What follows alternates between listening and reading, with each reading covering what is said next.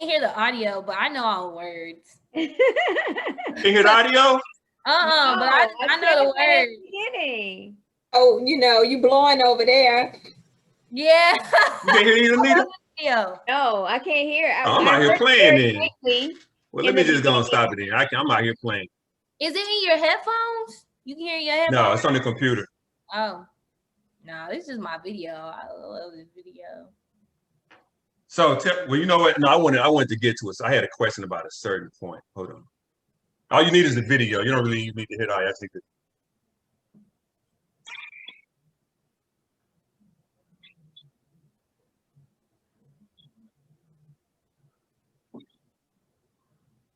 Yeah. Singing.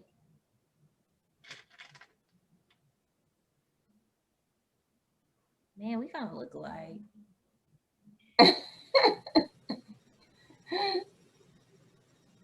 I think it's just the nose ring and the lip gloss. And the eyebrows. Excuse me.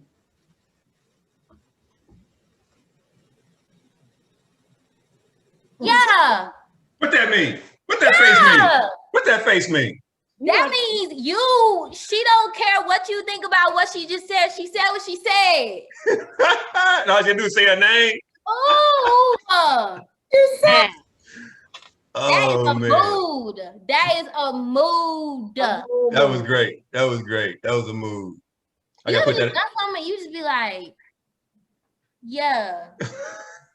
Was that for anybody in particular? I don't know if she did it for anybody in particular. Sometimes it's just for myself, like, oh girl, like you just did that. Like, I don't care what nobody gotta say. I did that. Oh man. Hey, I love it. That means you are unapologetically you and you mean what you say. I know that's right. Yep. Say, sing, whatever. She don't look back. Right. She not looking back. So I got a question. So pretty much a lot of the music that I heard you sing was old school gospel music. And then I ran across this one and I'm like, whoa, she across the board's killing her. I mean, I was like, whoa. So I guess, and really, I think that was like one of the few times that I heard you sing with music behind it. I mean, because you be killing stuff like a cappella. Yeah, I'm not really a fan of backtracks. And then when I sing other artists' song, if I do sing it with the backtrack, I sing it just like they did. I might do like a different riff or run, but I just believe when you cover other people's music, some songs you can switch up and make it your own. Some songs you shouldn't really touch. You being able to sing the song alone, kind of like a telltale sign of where you are. So yeah. So tell me this. Oh, I'm still sharing. I'm out here tripping. I was like, what are we looking at? Yeah, I'm looking at my computer. Like, where's everybody at? I'm hitting buttons. Like, why they so little over here? I got my glasses on. Squinting. We're gonna get you some tech support. Hey, you know what I'm saying? That's real. That's real. Knowing my youngest son be here trying to help, but I had to make him leave because he tried to be the boss of me. Oh, that's what they do. That's what they do. But exactly what they do. Jess, how do you compare to well, I know you don't compare yourself, but it sounds kind of sultry, neo soul with a little bit of LMA kind of feel vibe to me. That song, I don't know about the other songs but that particular song, how do you compare to those artists? And which song? The one that he just clipped. Oh, she wrote that song. She like remixed it to another beat. Okay. Yeah, that wasn't me. That was somebody else. That wasn't you? No, that was Dark. I thought that's why you were showing me. That wasn't me.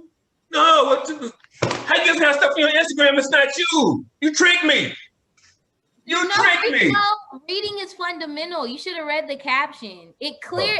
She's tagged. She said reading is fundamental. Who else said something about reading earlier today?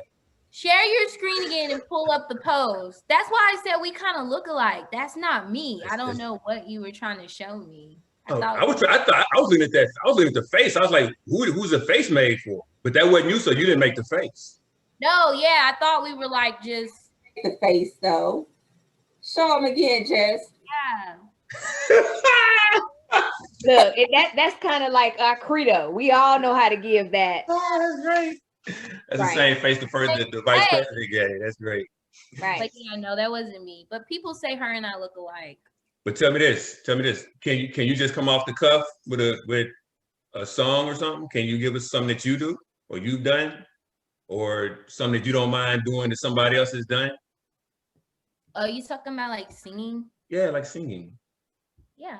Yeah. Flashbacks of the times we've had. Some made us laugh and some made us sad. We used to break up to make up. All the fun that came from those love games. Oh, and I think I need someone new. Oh, I just won't do. Because I think about you, baby, from beginning to end. 365 days of the year. I want the same old loving, baby. And all I wanna do is keep on loving you. I want the same old love. I will buy that. I'll buy that album. I'll pay for it. Oh, Yes, that is beautiful. Now tell me this: the music that you do have music out on iTunes. yeah, I have one song out. Yeah. You don't like it? It's not that I don't like it. It's just like I just kind of wrote that because like my followers were really asking for like some original work, and like I don't write like. I became viral off of covering somebody else's song, and like I love covering other people's songs. Like this is music that I grew up with and stuff like that. But I don't have a mindset to like pursue music. So at this point, with the following that I have, I know if I were to put out a big project, it would expect more and more and more. And I don't want to, put that energy out there in the atmosphere because that's not my passion. It's my gift, and it's made a way for itself, and it's been very rewarding. But that's just not where my mindset's at.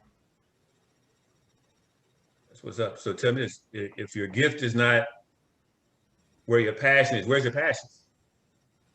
Education. Okay. Higher education. So I believe that if my grandmother had the real opportunity to get a formal education, she would have got her bachelor's, a master's, and a PhD. She would have went into higher education, or she would have went into education in general. She was a trailblazer in the community by way of the NAACP. She was the city president. She was the city chapter president. She was the county chapter president. It was small town, Denison, Texas, predominantly white, about 85%, 90% white. She passed in 2013, but in 2019, the street that she raised my mom, my uncle, and my aunt on was named after her. And that's very unheard of in a town like Denison that's so heavy with just history of just racial unrest between blacks and whites. And so I really feel like if she would have really been in the right place to receive a formal education, she would have done the same thing. So essentially she instilled that in her children. And then of course she instilled that in her grandchildren as well. So education is my passion. Gotcha. And I read a piece to where you had wrote a letter to the or a message to the president of Morris Brown, and he reached out and brought you out there. That's how you landed in Morris Brown? Yeah. So yes. So I sent Dr. James a DM on Twitter in like April of 2019, which was like a month or two after he had been tapped to serve as the interim president of Morris Brown. I was not familiar with the history of Morris Brown at the time, but I'm a history major, African American studies minor, and absolutely love HBCU. So it was nothing to start to research Morris Brown more. The more I started to learn about it, the more I realized I wanted to be a part of the restoration process. So I just congratulated him. I told him that I want to be the president of an HBCU one day. At the time, he was the youngest HBCU president. Now Claflin University's president is the youngest, but it was admirable in a sense. And so he had just responded, "Thank you." But for me, that was enough to continue researching the school, staying connected with him, because I saw that as, you know, a president taking the time out to respond to a DM from somebody who he doesn't follow, who doesn't follow him. That was enough for me. So we just stayed in touch and just in natural conversation through mentorship.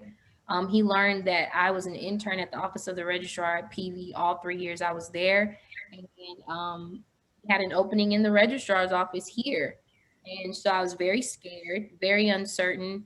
But those 3 years at PV have paid off, and I absolutely love my job. Cool. So before I get to a fun part, what I'm going to say is on the Don't Stop the Grind podcast.com, we're going to put a link up in support of Morris Brown for the next month. And 100% of all donations that we can get to come through the Don't Stop the Grind podcast.com website, we're going to contribute that to Morris Brown. And we're going to rely on you being the person that makes sure the money goes where it needs to go. Now, that's just something we'll do. But That's awesome. cool. But so before we get off, I got one game that I want to play, and it's one question, and it's called "Don't Judge Me." It's called "Don't Judge Me," and the one question is, hold up, do you want to play? Yeah. Okay, cool. Okay, cool. So the question is, name one thing you did in college that you know you can't tell your mom. Oh, Lord. So let me tell you about a college for me. So I dropped out of college 3 times before I finally got it together. Right. Prairie View is like my ultimate experience, right? Neither one of my parents are formally educated. They don't really know much about HBCUs until I got there. I was very sophisticated outwardly. I carried myself very well. I was older than the majority of students. I was 26 when I graduated. When I got there, I was 23. But you know, off campus, behind closed doors, I was just different. There's nothing that I'm willing to share. People might lose their jobs. Like, I don't know. They still work there. I'm not there. Put 2 and 2 together. Right. Don't look back at it. Right, don't. We ain't gonna look back. We're gonna keep going. Oh, we can stop. And I dropped out 3 times, but I got it together. That's it. Don't judge me.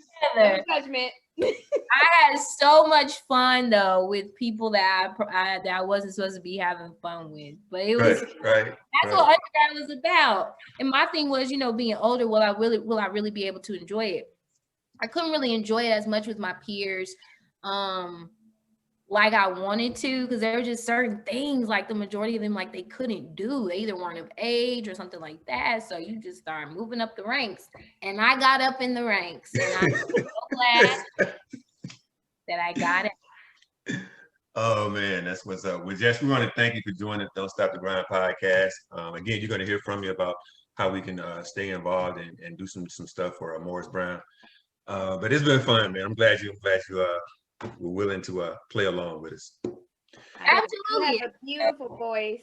You know, we enjoyed your gift. Please continue to share it with the world in the capacity that you want to share it with. I think you bless some people when you sing. So yes, ma'am. Thank you so much. You're welcome.